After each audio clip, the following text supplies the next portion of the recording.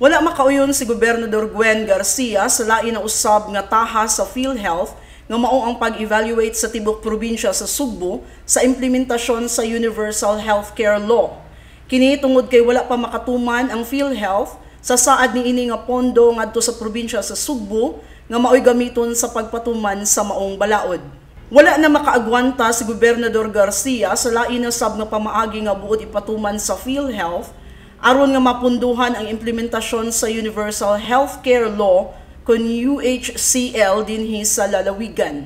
Atol sa tigom, kauban ang mga opisyales sa Department of Health Central Visayas niadtong Agosto 16 Martes, pinanguluhan sa tigpamakba niini nga si Dr. Mary Jean Loreche, gipadayag ni Garcia ang iyang kasagmuyo. Kay matod niya nga angay nga unahon pagtuman ang mga commitments sa PhilHealth sa dili pamubuhat ug evaluation. Sukad gilunsad ang Republic Act 11223 o ang Universal Healthcare Law dinhi sa Sugbo niadtong Enero 9, 2020, wala pay na download nga pundo ang PhilHealth. Kahinumduman nga nagpinirmahay og Memorandum of Understanding kun MOU ang Kapitolyo ug ang DOH pinaagi ni Health Secretary Francisco Duque III kaniadtong Enero 9, 2020. Diin nasabutan nga himuon ang Sugbo isip usa sa mga pilot areas o integration site sa pagpatuman sa maong balaod. They've been putting so many conditions. Karon konsulta package. Sa matong sa una, pangutana package. Katong sa una pagyud, pagsugod package. Pangutana, PPP. They promised way back in 2020. At that time, ilang gi-promise 12B. Not a single centavo was downloaded. Karong bag-o nasayran nga lain na sab nga requirement ang gipuno sa PhilHealth aron hingpit na nga ma-download ang pundo nga gisaad niini. Mato ni Garcia, hagbay ra nga gipatuman sa Sugbo ang referral system.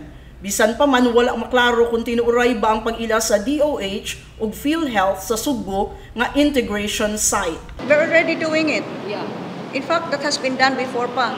This was already a concept introduced to me by Dr. Aquino in my first 3 terms. Unya mo nang ato nang strengthen. Too bad nga I was away for 6 years, but we have strengthened that. The thing is, as may laing province nga doon na ingon ana, we will be operating for level 2 because we're asking for upgrading. And then, Camotes, Bantayan, and Milanilla, tulo ka level 1. And the balance mo to, mga district hospitals. So, asa may laing province na ingon ana. Notwithstanding the fact that not a single centavo still of the promised Universal Health Fund has been downloaded. We're still going to talk about integration. Migahina og 4 ka milyon ka pesos ang Kapitolyo gikan sa 12 bilyones ni ini nga annual budget ni adtong tuig 2020 alang sa pag-upgrade sa mga ospital, sa pagpalig-on sa kapasidad o katakos ni ini timaan sa pagdawat sa mga kaakuhan isip pilot site sa implementasyon sa Universal Healthcare Law. Aron mas ma-decongest pa ang mga ospital, ang pag-atiman sa mga pasyente magsugod sa barangay level pa lang, pinaagi sa mga barangay health station, alang sa mga gagmay nga balatian sama sa ubo ug sipon. Sa dili pa kini i-refer ngadto sa rural health units sa district ug provincial hospitals uba kaha sa mga DOH centers. This has become a joke.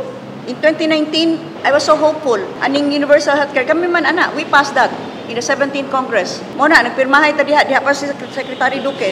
Nya usa naman taron. Not a single centavo ang ilang na-deliver. Unya karon na po ilang nahuna-unaan. Nagkanayon si Garcia nga gibuhat na sa kagamhanan sa lalawigan sa Sugbo ang parte ni ini. Eleanor Valeros, Balita sa Sugbo.